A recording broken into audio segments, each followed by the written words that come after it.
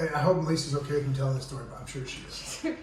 I have the honor of talking to Melissa once a week. Right? I talk to her about Evan's World and where she's going with the nonprofit and this and that. And between Melissa and I, and you know, now all of Crew Nation, we have what we often call our inspiration statement. Because you can imagine that it can be overwhelming.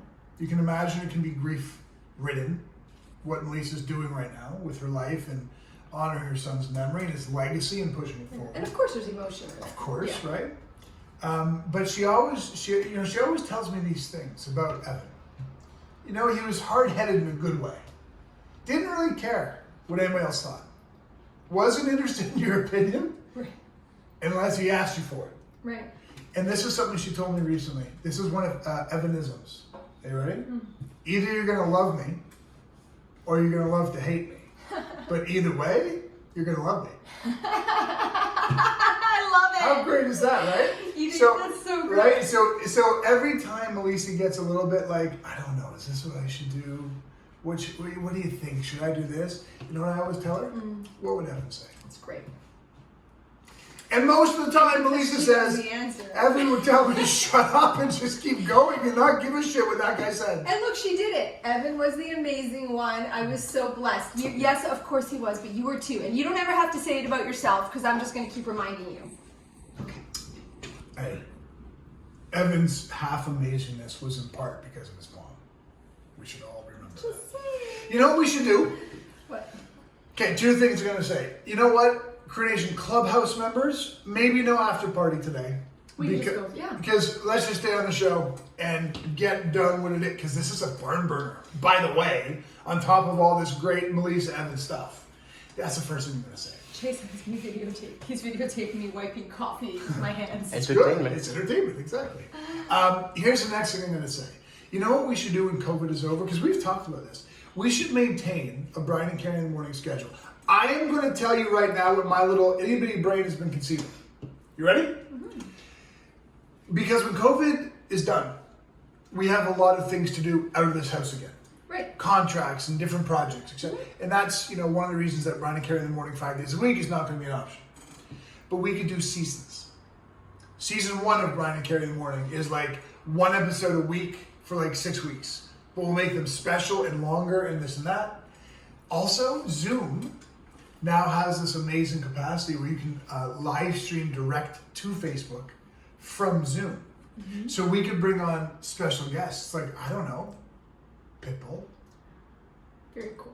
And live stream it to Facebook. As an example, I'm just saying, there's other people we know. Yeah. So I'm thinking we should do that. And the reason I'm bringing that up is because you know what we should do? If you're a member of Crew Nation and you have special things, like I'm thinking right now of Kelly Goldowski, who for the last 6, 7, 8 weeks has been on her own money and her own time and her own energy, going to the store, buying the material, and hand making masks for nurses and doctors that she's just distributing for free at local hospitals. Right. You know what we should do with this microphone of ours? Do more of what we just did. I agree. People in Crew Nation who are doing great works, let's rally the troops and get everybody behind them. It's a great idea. That's what we should do. I love it. I'm itchy. Alice Cooper, Neil McDonald, he's the nicest guy. He He's really such a is. sweet man. Anyways, Joe, I didn't see any hearts or cares, so comments or hearts if you like the ideas of this game. We're going to Arizona when COVID's done. Is that okay? Yeah. Okay. Maya's not coming though, is she? I never If saw I pay my ticket, can I come? Maybe. No. Oh. There is so many people I need to see. Well, maybe if she pays her ticket. No. That would involve her having to save money, though. Oh, I yeah. can save money. I can save I just money. don't need to save money for I just don't need to save money.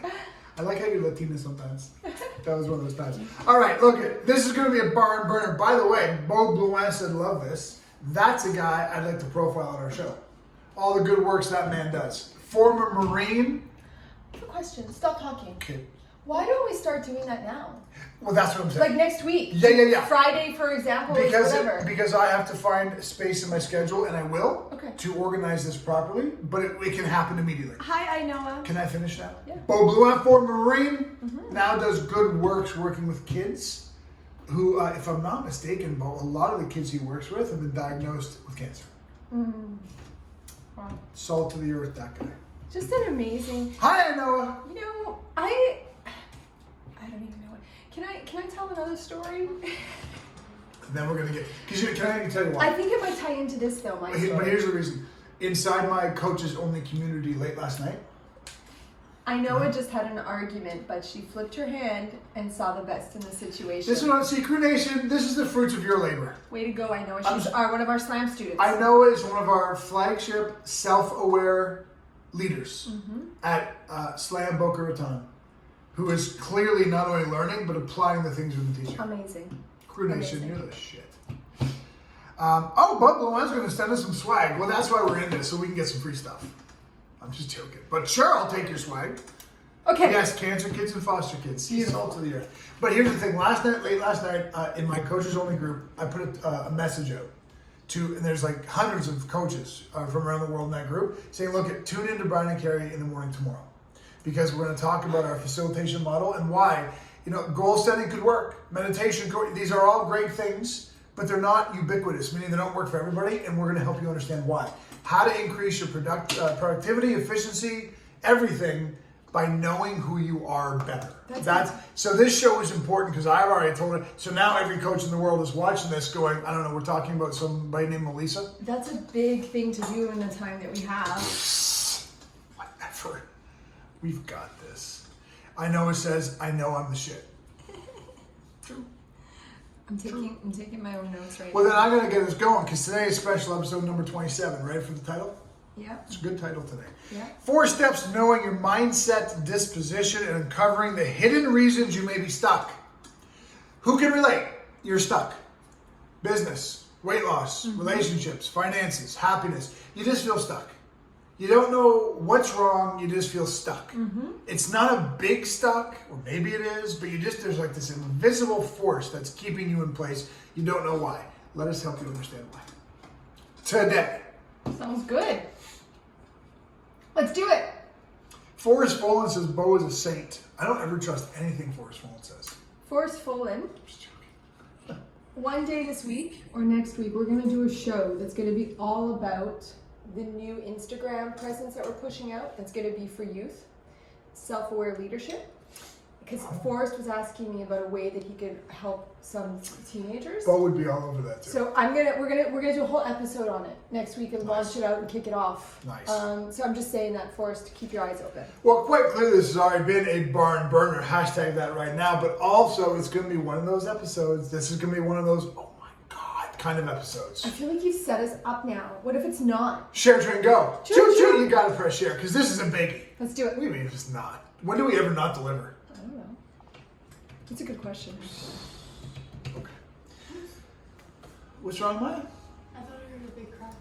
11:20, 10 minutes left. Just joking. Goodness. Okay.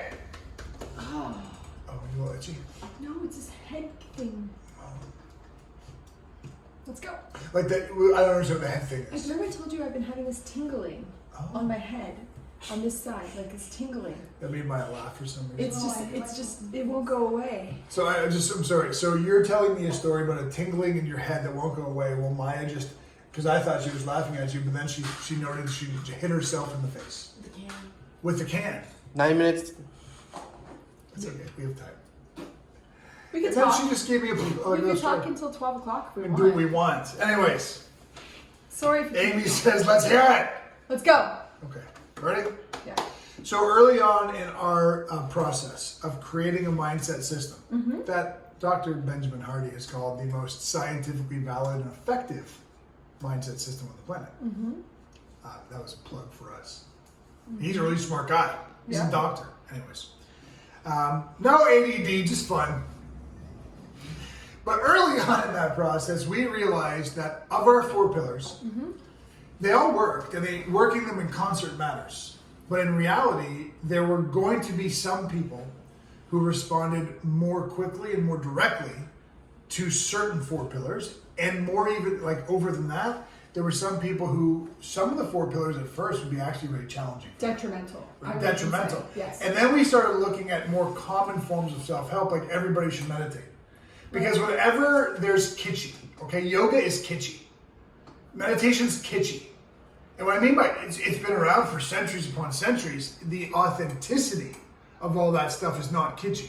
The way we package it and you have to wear Lululemon on a beach to do yoga, and meditation involves some kind of like, I don't know what kind of weird declaring yourself as the enlightened one process. The historic and traditional aspects of those things are brilliant. The way they're taught and the way everybody nowadays, so everybody should yoga, everybody should meditate, that's not always true. And so we started looking at that as well. So we established what we call now the facilitation model. How to understand what your mindset disposition is. Because if you don't know that, there are things that could be actually quite detrimental. So let's talk about it. Well, let me Carrie Campbell, go. Let me start by saying this. Listening to Lulu right now. I think a lot of people have asked the question to me, like, why is it called the facilitation model, Yes. right? Because we all in concept know what the word facilitation means, but I think understanding the reference of why we chose that as a title for this four-part model system is to understand why. And it's the whole, like, the word facilitate is the process of making easier. Right? So the facilitation model, in effect, is the process of making self-awareness, self-actualization easier for each individual. Well said. Right? And for the coaches who are because we also teach this to our coaches in terms of their coaching with people, like, also for our coaches, if you know kind of where people are sitting on the facilitation model, it makes the act of you facilitating them moving forward to sustainability easier, right? So it really is that it's, because I like, my problem with diagnostics and labels and, boxes is that more than ever, it actually ends up putting walls around us. Well, that's the key. And and it creates these barriers and these limitations. And so self-fulfilling prophecies. The important thing, the important thing to understand about the facilitation model is it's not a diagnostic scale. It's not a label. It's not something that's going to be, what's the word I'm looking for? Permanent, right? It's going to be evolving. You start. I keep doing this, and I can sort of let you set stuff and finish up. Oh my gosh, Tom Reindersma. I love Tom. Hi, Tom Reinders.